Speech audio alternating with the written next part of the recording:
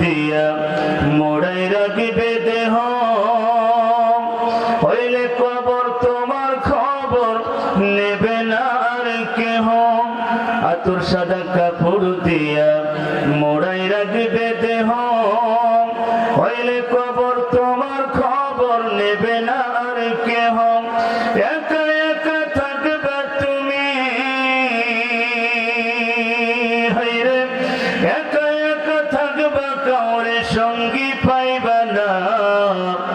দুনিয়া থাকার জায়গা না, না ফেরার দেশে যাইবা একদিন ফেসে, না ফেরার দেশে যাইবা একদিন ফেসে, আর তো ফিরে আইবা না রে। দুনিয়া দুনিয়া থাকার জায়গা না, দুনিয়া থাকার জায়গা নয়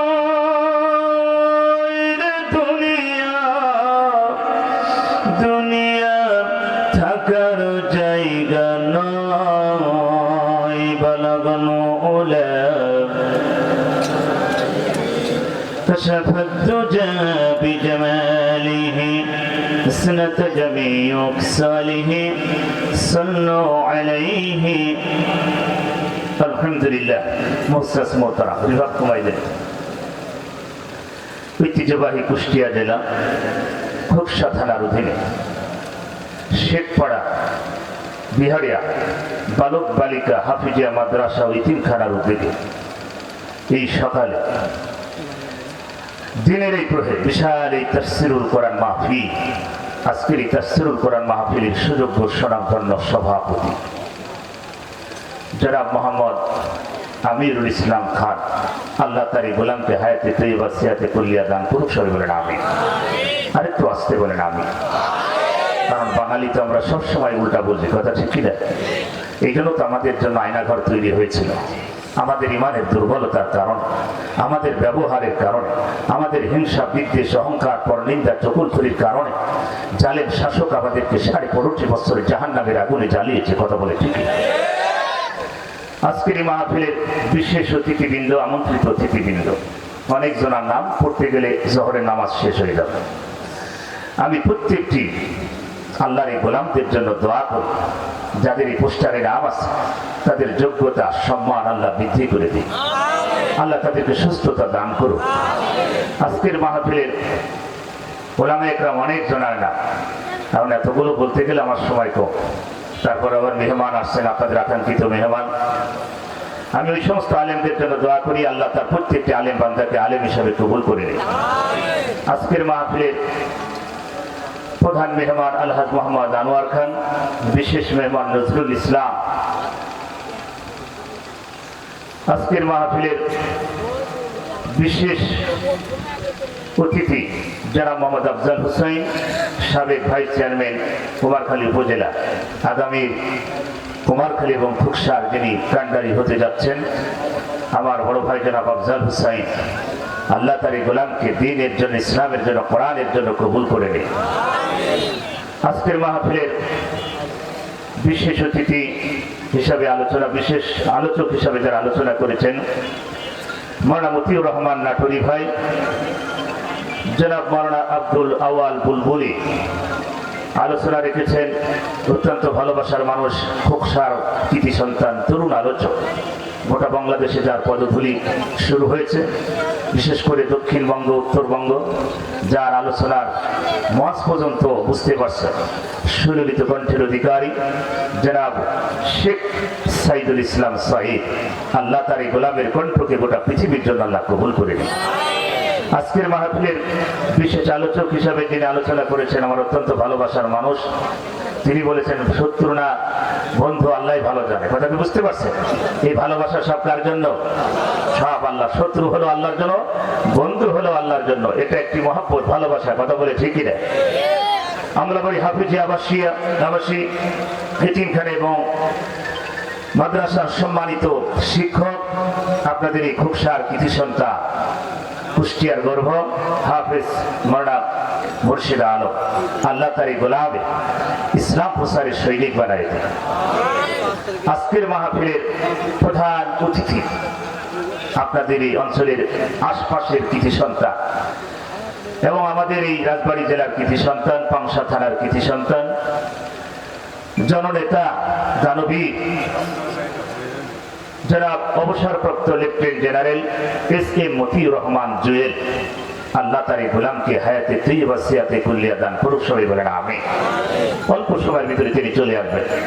আজকের মাহফিলের মধ্যমণি প্রধান চিফ গেস্ট আমাদের এই কুষ্টিয়ার গর্ভ, কারা নির্যাতিত আলেমে দ্বীন, মাজলুম আলেম আলহাজ হাফেজ মাওলানা মুফতি আমির হামজা হাফিজাহুল্লাহ, আল্লাহ তার এই গোলামকে সুস্থতা দান করুক এবং তার কণ্ঠকে গোটা পৃথিবীর জন্য আল্লাহ কবুল করে নিন। মঞ্চে বসে আছেন জাতির শ্রেষ্ঠ সন্তান ওয়ারাসাতুল আম্বিয়া নায়েবে রাসূল, মঞ্চে বসে আছেন সম্মানিত ফুকসা থানার আমির বাংলাদেশ জামায়াত ইসলাম এবং সামনে বসা দিনদার ইমানদার কোরআন প্রেমিক তাওহীদি জনতা, থেকে থাকলে বিভিন্ন পেশাজীবী চাকরিজীবী শ্রমিকজীবী ভাইয়েরা, আরো থেকে থাকলে পর্দার আড়ালের সম্মানিতা সরলা অবলা অতি সাধবী অতি গুণে গুণান্বিতা মা ও বোনেরা, আমরা সর্বপ্রথম সেই মহান আল্লাহ পাকের দরবারে শুকরিয়া আদায় করছি যে মহান আল্লাহ পাক আমাদেরকে ভালোবেসে মহব্বত করে এমন একটি যুগ উপহার দিলেন, যে মহান আল্লাহ পাক মানুষের 18 কোটি মানুষের বাকশক্তি ফিরে দিলেন, গণতন্ত্রকে ফিরিয়ে দিলেন, কোরআনের হক কথা বলার পরিবেশ করে দিলেন। সেই মহান আল্লাহ পাকের দরবারে শুকরিয়া। জবান ছেড়ে বলি আলহামদুলিল্লাহ।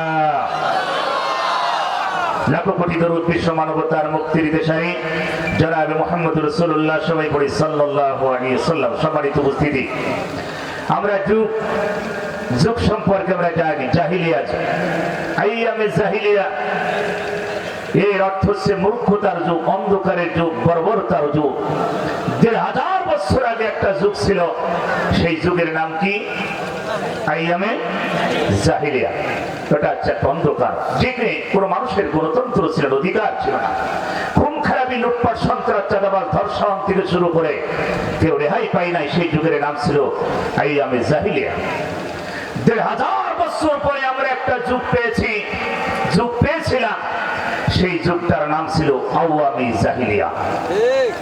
ওটা ছিল আইয়াম আর এটা হচ্ছে আওয়া। শব্দ এক, খালি মুখটা গোল করে ছেড়ে দিলে হবে। কথাটা বুঝতে পারছেন? সবাই বলেন তো, ওটা ছিল কি? আইয়াম আর এটা আওয়া। ওটা ছিল আইয়ামে জাহিলিয়া আর 15.5 বছর ছিল আওয়ামী জাহিলিয়া। ওদের ধারা ছিল 14টি আর আওয়ামী জাহিলিয়াদের ধারা ছিল 15টি। এখন এই ধারার ওয়াজ করতে গেলে সব শেষ, সময় নেই, এই জন্য ডাইরেক্ট অ্যাকশন, ধরতক্তা মার পেরে। কথাটা বুঝতে পারছেন? সময় বেশি না, হালকার উপর একটু ঝাপসা দিয়ে নেমে যাও, আজান হবে আবার। সম্মানিত ভাইয়ের আমার, আর হুজুর আসে নাই এরকম কারো কনফিডেন্স আছে নাকি? যে মুফতি আমির হামজা আসে নাই? ভাইজান রিজার্ভে আছে, টেনশন নাই, রিজার্ভে আছে, ঠিক টাইমে চলে আসবে মঞ্চে। তিনি একটু রেস্টে আছেন। তিনি তো জানেন জালেমের কারাগারে 3 বছর থেকে তিনি অসুস্থ, ডায়াবেটিক, তার রোগ তার বডির ভিতরে গ্রাস করছে। গতকাল রাজশাহী মেডিকেল এবং ওপলা ইবনে সিনায় তাকে চিকিৎসা দিয়ে বর্তমান তিনি এখন আলহামদুলিল্লাহ একটু মোটামুটি কথা বলতে পারছে, ভালোভাবে বসতে পারছে। তার অবস্থা মানে বসার খুব অবস্থা খারাপ হয়ে গেছিল, বসতে কষ্ট হচ্ছিল। তো যাক, গতকাল তিনি চিকিৎসা নিয়ে আল্লাহ রহমতে ইনশাল্লাহ এখন ভালো আছেন। তিনি এসেছেন, আপনাদের পাশেই আছেন, অল্প সময়ের ভিতরে তিনি চলে আসবেন। আমার ভাইয়েরা, জাহিলিয়া যুগের সম্পর্কে আমরা কম বেশি সবাই জানি। আমরা এটাও জানি ফিরআউন মুসা আলাইহিস সালামের ভিতরে দ্বন্দ্ব। ফিরআউন মুসা আলাইহিস সালামের ভিতরে দ্বন্দ্ব। ফিরআউন খোদা দাবি করলেন। কি দাবি করলেন? সবাই জোরে বলেন, কি দাবি করেছিলেন? ফিরআউন খোদা দাবি করলেন, মুসা আলাইহিস সালাম মানলেন না। ফিরআউনের সামসাগুলো বলছে, হুজুর তাহলে কিভাবে আপনি খোদা হবেন? এই মিশরের খোদা আপনি, ক্ষমতা আপনি কিভাবে টিকায় রাখবেন? ফিরআউন বললেন, তাহলে আমার দলবল যারা আছে, সামসা আছে যারা, তাদের সবাইকে এক জায়গায় বসানো হোক, তোমরা আমাকে বুদ্ধি দাও কিভাবে আমি দেশ চালাবো এবং খোদা আমাকে হতেই হবে।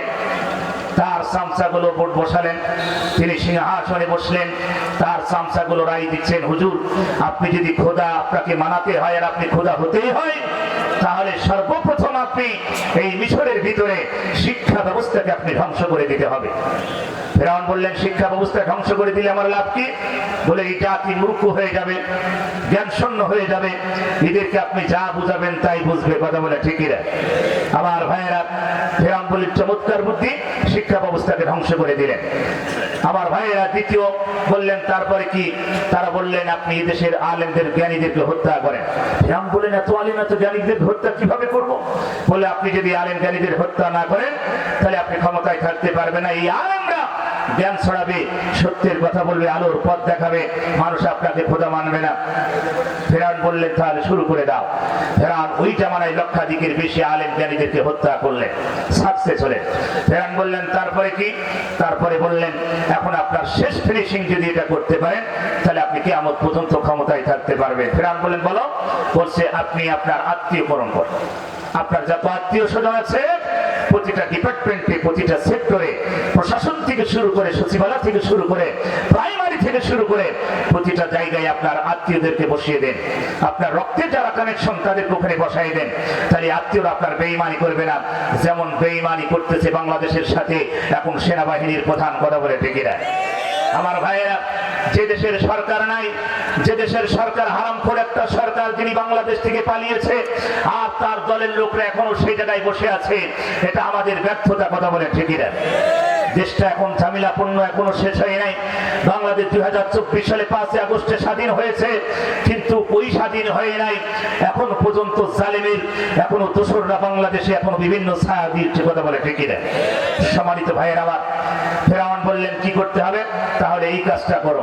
ফেরাউনের তার দলবল আত্মীয় স্বজন, সেনাবাহিনী থেকে শুরু করে র্যাব, চিতা, কুবরা থেকে শুরু করে বিজিবি, আনসার থেকে শুরু করে প্রত্যেকটা ডিপার্টমেন্টে তার আত্মীয় স্বজনদেরকে বসালেন। এইভাবে ফেরাউন 450 বছর ক্ষমতায় থাকলেন। কত বছর? সবাই জবান ছেড়ে বলেন কত বছর? 450 বছর ফেরাউন ক্ষমতায় থাকলেন। ফেরাউন পুরুষ না মহিলা? সবাই আওয়াজ দিয়ে বলেন ফেরাউন পুরুষ না মহিলা? পুরুষ ফেরাউন। তাহলে উনি হচ্ছেন মিশরের পুরুষ ফেরাউন। আর আমাদের দেশে যিনি 15.5 বছর দেশ চালিয়েছিলেন ইনি হচ্ছেন লেডিস ফেরাউন। কথা কি বুঝতে পারছেন? উনি হচ্ছেন পুরুষ ফেরাউন, ইনি হচ্ছেন লেডিস ফেরাউন। উনি হচ্ছেন দুলাভাই, ইনি হচ্ছেন শালী। দুলাভার কাছ থেকে সব সৃষ্টি মেনে নিয়েছিলেন। কিভাবে শিক্ষা ব্যবস্থাকে ধ্বংস করতে হবে আমার ভাইরা, শরীফ শরীফা, মানুষ বানর থেকে মানুষ তৈরি, এই শিক্ষা ব্যবস্থাকে জাহান্নামের দ্বার প্রান্তে দাঁড় করিয়েছে। আমি চট্টগ্রাম বলে এসেছি, আপনাদের এই সন্তান কোলাঙ্গার হারামখোর সন্তান, এরা সন্তান না শয়তান। শিক্ষা প্রতিমন্ত্রী নফেল, একে জিন্দা কবর দিতে পারলে একটা ফরজ আদায় হবে। চট্টগ্রামে লক্ষাধিক মানুষের সামনে আমি বলে এসেছি, আমি চাঁদপুরে বলেছি, আপনাদের এই ডাইনি মহিলা, এই কুলাঙ্গার মহিলা বিএনপিকে বলেছে ফিটনেস বিন, বিএনপি লাইসেন্স বিহীন জামাত। এখন ওই মহিলার কোনো ফিটনেস নাই, বুড়ি না ছুরি কি ছোড়া কিছু বোঝা যায় না। কথা ঠিক না আমার ভাইয়ের? আল্লাহর কথা নাজিল হয়েছে এই বুড়ি মহিলার প্রতি। তিনি বিএনপিকে বলেছেন ফিটনেস বিন, বিএনপি লাইসেন্স বিহীন জামাত। আমার ভাইয়েরা, তারা তো বাংলাদেশ এখনো ঠিকই আছে, আছে কিনা? আমি বলেছি এই ডাইনি মহিলা এটা বাংলাদেশের সবচেয়ে নিকৃষ্ট একটা মহিলা। আমার ভাইয়েরা, শিক্ষা ব্যবস্থাকে ধ্বংস করেছে এসব হারামখোরের দলেরা। কথা বলে ঠিকই না আমার ভাইয়েরা? ফেরাউন এইভাবে তিনি ক্ষমতা চালিয়েছিলেন। তারা ফেরাউনের কাছ থেকে শিক্ষা ব্যবস্থাকে নিয়েছিলেন। তারা এই দেশটাকে ধ্বংস করার জন্য বিভিন্ন কায়দা কৌশল করেছে। আজ তাদের দোসরেরা এই খুকসার মাটিতে এখন পর্যন্ত তারা চালিয়ে যাচ্ছে। আমি বিএনপি ভাইদেরকে বলে যাই, আপনাদের নেত্রীর কথা কি মনে পড়ে না? আপনাদের তারেক সাহেবের কথা কি মনে পড়ে না? হাড়হাড্ডি ভেঙে বিদেশ পাচার করেছে। নেত্রীর বাড়ির সামনে যখন বালুর গাড়ি দিয়ে চোখের পানি ফেলে কেঁদেছিল, 6 বছর যেমন এতিমের ভাল ভক্ষণ করার কারণে কারাগারে নির্যাতন হয়েছে, চিকিৎসা করা দেয় নাই। এদেশের বিএনপি ছাত্র দল, যুব দল এবং স্বেচ্ছাসেবক দল বিএনপির প্রতি নির্যাতন, গুম খুন, হত্যা হয়েছে। তারপর সেই বিএনপি কিভাবে ওই হারামখোরের দলের সাথে কিভাবে সঙ্গ দেয় আমার বুঝে আসে না। কথা বলে ঠিক না? এখনো ভুল পথে আছেন ভাইরা আমার, ফিরে আসেন। এ দেশটাকে যদি বাঁচাতে হয় ওই হারামখোরদের সাথে কোনো সম্পর্ক রাখা যাবে না। কথা বলে ঠিকই না? রাসূল বলেছেন আলমারউ মা মান আহাব্বাহু মুতাফাক্কুন আলাইহি, এই পৃথিবীতে যার সাথে যার সম্পর্ক তার সাথে তার হাসর নাসর হবে। ওই হারামখোরদের সাথে, ওই লেডিস ফেরাউনের সাথে যদি সম্পর্ক আপনাদের থাকে, আপনাদের হাসর হবে ওই লেডিস ফেরাউনের সাথে। কথা কি ঠিক? আমরা হিংসা বিদ্বেষ চাই না, 14 দল বাদে, কয় দল বাদে? 14 দল বাদে বিএনপি, জামাত, বাংলাদেশ হেফাজত, অন্যান্য উলামা দল যত আছে আমরা সবাই মিলে চেষ্টা করতে চাই। রাজি আছে নাকি? কিন্তু ওই 14 দল বাদে আমার ভাইয়ের এই দেশের জন্য জাহান্নামের কি তারা দেশটার 12টা বাজিয়ে হাজার হাজার কোটি কোটি টাকা লুটপাট করে বিদেশ পাচার করে তারা ইন্ডিয়ার মাল ইন্ডিয়ায় চলে গেছে। কথা বলতে হবে, কষ্ট হচ্ছে। মাদ্রাসাকে তারা ভালো চোখে দেখে নাই। ভাই আমার সাইদুল ভাইয়ের মাহফিল বন্ধ করার জন্য বারবার চেষ্টা চালিয়েছে। আমার ভাইয়েরা তওবা করে ফিরে আসেন। দুনিয়ায় জাহান্নাম কামিয়েছেন, কামাচ্ছেন, মারা গেলে কবরে জাহান্নাম ছাড়া কিছু চোখে বাঁধবে না। আর ওই মানুষগুলোকে জানাজা দেওয়ার প্রয়োজন নাই। কথা বলে ঠিকই না? আল্লাহ রাব্বুল আলামিন বলেন, ইউরিদুনা লিতুফিউ নূরাল্লাহি বিআফওয়াহিহিম আল্লাহু মুতিম্মু নূরিহি ওয়ালাউ কারিহাল কাফিরুন। আল্লাহ রাব্বুল আলামিন, পৃথিবীতে কোরআন, আমি পৃথিবীতে এই কোরআনের নূরকে জ্বালিয়েছি। কাফেররা তারা ষড়যন্ত্র করবে, আমার এই নূরকে নিভাতে সম্ভব হবে না, কারণ আমার এই নূরকে পৃথিবীতে জ্বালিয়েছি, জ্বালাবো, কিয়ামত পর্যন্ত জ্বলবে। ঘোষণাকার আমার ভাই সাইদুল সাহেব মাদ্রাসা তৈরি করেছে গ্রামের মানুষের ভালোবাসা, নারী এবং পুরুষ এই প্রতিষ্ঠান তৈরি করেছে। এটা ভালো কাজ না খারাপ? কিন্তু মনে রাখবেন, যারা বাতি তারা কখনো আরো সহ্য করবে না, কোরআনের নূরকে তারা সহ্য করতে পারে না। আমার ভাইয়েরা, আবু জেহেল নাই পৃথিবীতে, আবু জেহেলের উত্তরসূরি নাতি পুতি এখনো বাংলার জমিনে আছে কিনা? আমার ভাইয়ের আল্লাহ বলে, ও নবী, এই পৃথিবীতে আমি কোরআন নাযিল করেছি, এই কোরআনের আলো গোটা পৃথিবীতে জ্বালিয়েছি, জ্বলবে। এই নূর কাফেররা সহ্য করতে পারে না। যারা কাফের হবে তারা এই মুখের ফুৎকার দিয়ে আমার এই আলোকে নিভাতে চায়। আমার ভাইয়েরা, আল্লাহর ভাষায় যারা কোরআনের আলোকে নিভাতে চায় ওরা কাফের। আর কাফের মারা গেলে জানাজা করা তাদের জন্য জায়েজ নাই।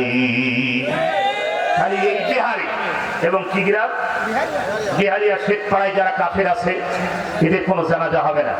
আমি ফতুয়া দিয়ে গেলাম, মুফতি মুহাদ্দিসের কাছে আপনি ফতুয়া নিয়ে নেন। যারা কাফের এরা মারা গেলে শ্মশানে পোড়াই দেবেন, দাদা ভাইদের সাথে ওরা খুশি হয়ে যাবে। কথা বুঝতে পারছেন? আমার ভাইয়েরা, এদের কোনো জানাজা হবে না। আর এদের জানাজা যদি হয়, খালি সর্বপ্রথম আবু জেহেলের জানাজা উপর থেকে উঠাইয়া বদরের প্রান্তে আবার জানাজা করি, তারপরে সব কাফেরদের জানাজা হবে। কথা বলে ঠিকই না? আবু জেহেলের জানাজা কি কোনোদিন হবে? হয়েছে? এরা আবু জেহেলের চেয়ে ভয়ঙ্কর। এত চুলকাই কেন রে ভাই? মাদ্রাসা দেখলে চুলকায়, আলেমুল আমাদের দেখলে চুলকায়, দাড়ি টুপিওয়ালা দেখলে চুলকায়। তো তোমাদের এত চুলকাই যদি খায়, তোমরা ইন্ডিয়ার মাল ইন্ডিয়ায় চলে যাও। কথা বলে ঠিক না? ওরা আমাদেরকে বলতো আমরা পাকিস্তানের মাল। আমরা কিসের মাল? আমরা পাকিস্তানের রাজাকার। একটা কথা মনে রাখবেন আমার ভাইয়েরা, খুবসার ভাইয়েরা, এই বাংলাদেশে কোন জামাত ইসলাম, কোন শিবির পাকিস্তানে একজন পালাই নাই। কথা বলে ঠিক না? আর তোমাদের কি হইল? কেউ হেলিকপ্টার নিয়ে, কেউ ভ্যান নিয়ে, রিক্সা নিয়ে তোমরা সব দাদা বাড়ি চলে গেছে। তার মানে এটার নাম ঈমান। এর নাম কি? তারা বাতিলের কাছে মাথা নত করে নাই, ফাঁসির মঞ্চে ঝুলেছে, গুম খুন হত্যা হয়েছে, জেল জরিমানা দিয়েছে, তারপর বাতিলের কাছে কোনো মাথা নত করে তারা এই দেশ ছেড়ে যায় নাই। দেশকে ভালোবাসে। প্রেম ভালোবাসা কারে বলে? বাংলাদেশ জামাত ইসলামের কাছ থেকে নেন। তারা এত গুম খুন হয়েছে, বাংলাদেশে সবচেয়ে নির্যাতিত দল হচ্ছে জামাত ইসলাম। কথা বলে ঠিক না? তারপরে আমার বিএনপি ভাইরা, আপনাদের উপরে যে নির্যাতন হয়েছে এটা ভাবেন না, সহজভাবে দেশ পেয়ে যাচ্ছেন, এই জন্য তো আমাদের মানে কি কেমন যেমন হয়ে যাচ্ছে। ভাইরা আমার, আমরা তো আপনাদের শত্রু নাই, আমরা সবাই মিলেমিশে থাকতে চাই। কথা ঠিক না? আমরা 14 দল বাদে আমরা সবাই মিলেমিশে দেশটাকে সুন্দর করতে চাই। আমার সম্মানিত ভাইয়ের আমার, আসুন বাংলাদেশ, এই দেশটা সোনার বাংলাদেশ গড়তে হবে। আলেমন আমার বাংলাদেশে যদি না থাকে, আল্লাহর গজব নিয়ে না। কথা বলেন? জানাজা করবে কে? নামাজ পড়াবে কে? সব হুজুর আলেমরা। আর এই হুজুরা যখন হক কথা বলে তখন কষ্ট হয়ে যায়। সম্মানিত ভাই আমার, এই জন্য সময় নষ্ট করবো না। আল্লাহ রাব্বুল আলামিন বলেন, ও নবী, আল্লাযীনা আমানু ওয়া হাজারু ওয়া জাহাদু ফি সাবিলিল্লাহ। আল্লাহ বলেন, ও নবী, আল্লাযীনা আমানু, যারা ঈমান আনে, ওয়া হাজারু, যারা হিজরত করে, ওয়া জাহাদু, যারা জিহাদ করে, ফি সাবিলিল্লাহ, আল্লাহর পথে। আল্লাহ বলছেন প্রথম ঈমান আনার কথা। আমাদের ঈমান আছে কিনা? জোরে বলেন, আমাদের ঈমান আছে কিনা? আমরা ঈমান এনেছি কার প্রতি? সাবাজ বাইন ঈমান এনেছিল, আর আমরা ঈমান পেয়েছি, আমরা বাপ-দাদা হিসাবে ঈমান পেয়েছি। ও খুকসাবাসী, কারণ আমার দাদা মুসলমান, বাবা মুসলমান, সেই হিসাবে আমি মুসলমান, কথা ঠিক না? আল্লাহ বলেন আল্লাযীনা আমানু, ও নবী যারা ঈমান আনে, সাহাবাত ভাই ঈমান এনেছিল, বাতিলের কাছে মাথা নত করে নাই। সাহাবারা জীবন দিয়েছে, বাতিলের কাছে কোনো মাথা নত করে নাই। আমার ভাইয়েরা, সেই সময় তো মুসলমান কমই ছিল, কারণ ঈমান আনতে হয়েছিল আল্লাহর নবীর কাছে। ঈমান আনার কারণে কত সাহাবার জীবন চলে গেল, কত সাহাবা, হাজার হাজার সাহাবা জীবন দিল। মা সুমাইয়া জীবন দিয়েছে। ও খুকসার মায়েরা, একটু ধৈর্য ধারণ করেন। আল্লাহর নবী, বিশ্ব নবী মেরাজে গেলেন। মেরাজে যাওয়ার পরে নারীর সংখ্যা বেশি দেখেছেন, জাহান্নামের ভিতরে নারীর সংখ্যা বেশি দেখলেন। আল্লাহর নবী জিবরাইলকে প্রশ্ন করলেন, জিবরাইল, এই নারীগুলো কারা? জাহান্নামের ভিতরে এত আযাব, এত চিল্লানো, এত চিৎকার আমি তো সইতে পারি না। সম্মানিত মায়েরা আমার, একটু কান দিয়ে শুনে আল্লাহ নবী বলেন, আদ-দুনিয়া কুল্লুহা মাতাউন খায়রু মাতা'id দুনিয়া আল মারআতু সালিহা। গোটা পৃথিবীতে যত সম্পদ আপনি দেখবেন, সব সম্পদের চেয়ে আমার আল্লাহর কাছে একজন নেককার, একজন পরেজগার, একজন দিনদার নারী, একজন দিনদার পরেজগার নারী আমার আল্লাহর কাছে সম্মান তার বেশি। জোরে বলুন সুবহানাল্লাহ। আমার সম্মানিত মায়েরা, বিহারীর মায়েরা, আমার শেখপাড়ার মায়েরা, খুকসার মায়েরা, কান দিয়ে শুনে আল্লাহর নবী মেরাজে গেলেন। জাহান্নামের ভিতরে নারীর সংখ্যা বেশি দেখতে পেয়ে নারীরা জাহান্নামের ভিতরে ঠোঁটের সাথে বর্ষি বাঁধিয়ে ঝুলে রেখেছে নারীগুলোকে। নারীগুলো এত চিৎকার মারে। আল্লাহর নবী বললেন, জিবরাইল, এই নারীগুলো কারা? জাহান্নামের ভিতরে এত চিৎকার দেয়, এত আলোড়ন সৃষ্টি করেছে, হে জিবরাইল, এই নারীগুলো কারা? জিবরাইল বললেন, ইয়া রাসূলুল্লাহ, ইয়া হাবিবাল্লাহ, দুনিয়াতে ওই সমস্ত নারীরা যারা দুনিয়ায় ঠোঁট পালিশ করত, এই ঠোঁট দিয়ে বেগুনা পুরুষের সাথে খারাপ কাজে পার্কে বসে খারাপ কাজে লিপ্ত হতো। এই ঠোঁট দিয়ে স্বামীর অজান্তে স্বামীর হক গুলো তারা ভক্ষণ করত, চুরি করত। আল্লাহর নবী বললেন, জিবরাইল, আমার উম্মতীদের এত কষ্ট দেওয়া হবে আমি তো সইতে পারি না। আল্লাহর নবী যখন চোখের পানি পেয়ে হাওমা করে কেঁদে ফেললেন, জিবরাইল বললেন, ইয়া রাসূলুল্লাহ, ইয়া হাবিবাল্লাহ, আরেকটু সামনে অগ্রসর হন। জিবরাইল যখন বললেন, আল্লাহর নবী কিছুদূর অগ্রসর হলেন। হওয়ার পরে তিনি দেখতে পেলেন আরেক শ্রেণী নারীদেরকে জাহান্নামের ভিতরে স্তনের সাথে জাহান্নামের বর্ষি বাঁধিয়ে ঝুলে রেখেছে। নারীগুলো চিৎকার মারে। আল্লাহর নবী চোখের পানি ছেড়ে বলে, জিবরাইল, হে জিবরাইল, এই নারীগুলো কারা? জাহান্নামের ভিতরে এত চিল্লায়, এত আওয়াজ। জিবরাইল আমিন বলেন, ইয়া রাসূলুল্লাহ, ইয়া হাবিবাল্লাহ, জাহান্নামের ভিতরে স্তনের সাথে জাহান্নামের বর্ষি বাঁধানো ওই নারী দুনিয়াতে যারা বুকে কাপড় ব্যবহার করে নাই, ওড়না ব্যবহার করে নাই, বুকে পর্দা মেনটেন করে নাই, বিপর্দায় চলাফেরা করেছে, বউ বুঝে করে সমাজে চলেছে, এরকম নারী এই খুকসার ময়দানে আছে কিনা? আল্লাহ নবী বিশ্ব নবী বলেন, জিবরাইল, আমার উম্মতীদের এত কষ্ট দেওয়া হবে আমি তো সইতে পারি না। আল্লাহ নবীকে বললেন, ইয়া রাসূলুল্লাহ, সামনে অগ্রসর হন। অনেক লম্বা ঘটনা মেরাজের বাজান দিয়ে আল্লাহ নবী দুনিয়াতে আসলেন। আসার পরে নারী সমাজকে ডেকে বলেন, ও নারী সমাজেরা, আমি জাহান্নাম জান্নাত ভ্রমণ করে দেখেছি, নারীর সংখ্যা জাহান্নামের ভিতরে বেশি। নারীরা প্রশ্ন করলেন, ইয়া রাসূলুল্লাহ, ইয়া হাবিবাল্লাহ, ওই জাহান্নাম থেকে বাঁচার উপায় কি আপনি কি একটু বলবেন? আল্লাহ নবী বললেন, ও নারী সমাজ, তোমরা শোনো, জাহান্নাম থেকে বাঁচার উপায় হচ্ছে তোমরা সর্বপ্রথম কয়েকটা কাজ করবে। তার ভিতরে নামাজ 5 ওয়াক্ত পড়বে, রমজান মাসে রোজা রাখবে, পর্দা তোমরা মেনটেন করবে, এবং স্বামীর জায়েজ কথাগুলো তোমরা শুনবে। আল্লাহ রাসূল শেষে বললেন, তোমরা আল্লাহর পথে বেশি বেশি দান করবে, কারণ দানের বিনিময়ে জান্নাতের পথ প্রসার হয়। জোরে বলুন সুবহানাল্লাহ।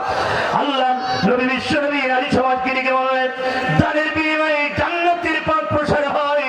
আল্লাহ নবী জাহান্নামের ভিতরে নারীর সংখ্যা বেশি দেখলেন। আল্লাহ পাক আয়াতের ভিতরে বলেন, আল্লাযীনা আমানু, যারা ঈমান আনে, ও হাজারু, যারা হিজরত করে, ওয়া জাহাদু, যারা জিহাদ করে, ফি সাবিলিল্লাহ, আল্লাহর পথে, বিআমওয়ালিহিম ওয়া আনফুসিহিম। আল্লাহ বললেন, ও নবী, আল্লাহর পথে যারা মাল এবং জান দিয়ে সংগ্রাম করবে, আল্লাহ পাক বলেন আযামু দারাজাতান ইনদাল্লাহ, ওরা আল্লাহর কাছে মর্যাদাবান সম্মানিত হবে। জোরে বলুন সুবহানাল্লাহ। লা ইলাহা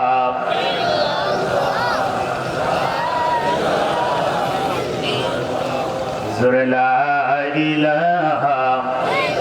যত মানুষ যে জিকিরের ভাব দেখতেছে, মানুষের জীবন যাই যায় অবস্থা।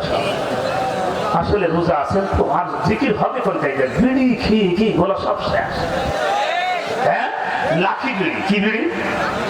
বাবা লাঠি, আবার ডার্বি, ইস্টার্ন দেখি, গোল্ডি, নাম কিসে। আমার ভাইরা বিড়ি খেয়ে খেয়ে গলা সব শেষ। এখানে বিড়ি খাওয়া পার্টি কয়জন আসলে একটু হাত তুলে দেখা। বিড়ি খাওয়া পার্টি কই কই? আলহামদুলিল্লাহ, খুশি হয়ে গেলাম। বিহারের মানুষেরা, শেখপাড়ার মানুষেরা, খুশার মানুষেরা বিড়ি খায় না। আল্লাহ পাক সবাইকে ওলি হিসাবে কবুল করুন। আমি এই যে এতগুলো মানুষ বিড়ি খাই না, এলাকার দোকানগুলো চলে কোন কায়দায়? বলুন হুজুর, আমরা কেন বিড়ি খাবো? বর্তমানে আমরা এখন সিগারেট খাচ্ছি। আমার ভাইরা, প্রতিটা নেশা জাতীয় বস্তু আমার আল্লাহ হারাম করেছে। কথা বলে ঠিকই না? এই মুখ আল্লাহ পাক দিয়েছেন না পাক করার জন্য। যারা মদ খায়, নারী ধর্ষণ, লুটপাট এদেশে যারা করেছে তারাই হচ্ছে সমাজ, তারাই বলে নাকি বলে এদেশের সব মানে ভালো সন্তান। আর এদেশে যত খারাপ হুজুররা, কথা বলে ঠিকই না? যত খারাপ এদেশে সব হুজুররা। আর যারা হকামের মাস্টার, সেঞ্চুরি করে, নারী ধর্ষণ করে, দেশের টাকা বিদেশে পাচার করে, ওরা নাকি বলে সোনার সন্তান। কথা বলে ঠিকই না? আমার খুকসাবাসী, একটা কথা আমি আপনাদের বলে যাই, এই আপনাদের খুকসার কোন টাকা কোন মসজিদের ক্ষতি পাচার করেছে? কোন ক্ষতি টেন্ডারবাজি করেছে? কোন ক্ষতি পরিমাণের সাথে রাত কাটাইছে? খালি কাটাই কারা, টেন্ডারবাজি করে কারা? তারা হয় সোনার ছেলে। আর এই হুজুররা তাহাজ্জুদের নামাজ পড়ে, ইবাদত করে, আল্লাহর কাছে চোখের পানি ফেলে কাঁদে, তাহাজ্জুদের নামাজ পড়ে, তারাবির নামাজ পড়ায়, পাঁচ ওয়াক্ত নামাজ পড়ায়, যারা যারা নামাজ পড়ায়, বিয়ে পড়িয়ে দেয়, সেই হুজুররা হয়ে যায় খারাপ। কথা বলে ঠিকই না? সম্মানিত ভাইরা আমার, এটা আসুন ফিরে আসতে হবে আল্লাহর এই পথে। এটা তলাবুল ইলমির ফরিদাতুন আলা কুল্লি মুসলিম ওয়াল মুসলিমাত। প্রত্যেকটি নারী এবং পুরুষ এলেন জ্ঞান অন্বেষণ করা ফরজ আমাদের। নারী এবং পুরুষ, এখানে দুইটাই প্রতিষ্ঠান, মাদ্রাসা, নারী এবং পুরুষ। আমার ভাইয়েরা, এটা ভালো না খারাপ? সেটা বলেন, ভালো না খারাপ? তাহলে এই ভালো কাজে যারা আছে আমার আল্লাহর কাছে তারা ভালো। কথা বলে ঠিকই না? আর এই ভালো কাজে যারা বাধা দেয় তারা আছে আবু জাহেলের উত্তরসূরি, নমরুদ, ফেরাউনের চামচা। কথা বলে ঠিকই না? আমরা ভালো কাজে থাকতে চাই, তারা চাই তো হাত তুলে আমার আল্লাহকে দেখা। আলহামদুলিল্লাহ, হাত দেওয়ান। খুকসাবাসী, এই দিনে, এই সকালে এত মানুষ আপনারা আসবেন, মুফতি আমির হামজা সাহেব এফআই চলে আসবেন। সম্মানিত ভাইরা, আপনাদের কষ্ট হচ্ছে? কষ্ট হবে? আমরা যদি একটু বেশি আলোচনা হুজুর যদি করে আপনাদের ক্ষতি হবে? সম্মানিত ভাইরা আমার, কারণ গত বছর আসতে দেয় না ওই হারামখোরের দলেরা। কথা বলে ঠিকই না? আমার ভাইয়েরা, গত বছরে আমলাবাড়ি হাফিজিয়া মাদ্রাসায় মুফতি আমির হামজাকে ঢুকতে দেয় নাই।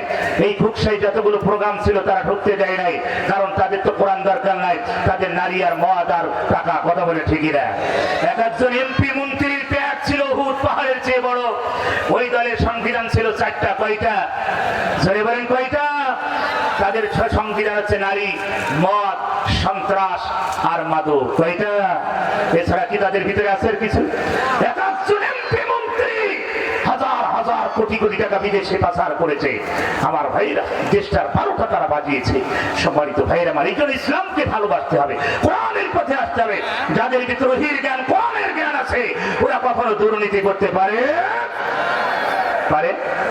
আমার ভাইরা, এই জন্য আসুন, আমার ভাই সাইদুল সাহেব, আবু সাইদ, তিনি কষ্ট করে প্রতিষ্ঠানগুলো করেছে।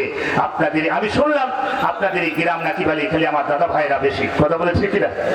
আমার দাদা ভাইদের ভিতরে একটি মাদ্রাসা তৈরি করেছে আপনাদের ছেলেদের মেয়েদেরকে সুশিক্ষায় শিক্ষিত করার জন্য। তাহলে এই প্রতিষ্ঠানের দিকে আপনাদের সবার নজর দেওয়ার দরকার। কিন্তু এই প্রতিষ্ঠান নিয়ে আমরা রাজনীতি করি। কথা বলে ঠিক না? ভাই, রাজনীতি দরকার নাই, অন্য জায়গায় রাজনীতি করেন। ধর্মের জায়গায় রাজনীতি করার দরকার নাই, মসজিদ, মাদ্রাসা, মক্তবে রাজনীতি করার দরকার নাই। কারণ মসজিদের যারা মুসলিম যারা দায়িত্বশীল হবে তাদের গুণ থাকতে হবে পাঁচটা। প্রথমেই শর্ত হচ্ছে নামাজি হতে হবে। এখন নামাজি পড়ে না, উনি বড় নেতা হয়ে উনি দখল করছে মসজিদ মাদ্রাসা, কথা বলে ঠিকই না? এরকম পাটপাট সমাজে আছে কিনা? আপনাদের এলাকায় নাই, আমাদের অঞ্চলে আছে। সম্মানিত ভাই আমার, এই জন্য আমরা হিংসা বিদ্বেষ চাই না, ভালোবাসা দিয়ে আমরা অর্জন করতে চাই। কুলিন্না সলাতি ওয়া নুসুকি ওয়া মাহইয়ায়া ওয়া মামাতি লিল্লাহি রাব্বিল আলামিন। আমাদের ভালোবাসা সব কার জন্য? সম্মানিত ভাই আমার, ক্ষণিকের এই পৃথিবীতে চিরদিন থাকবো না। বাবা চলে গেছে, মা চলে গেছে অন্ধকার গভীর কবরে। বাবা ফিরে আসবে না, মা ফিরে আসবে না। আল্লাহর নবী বলেন, মানুষ মৃত্যুবরণ করার পরে তার সব আমলের দরজা বন্ধ হয়ে যায়।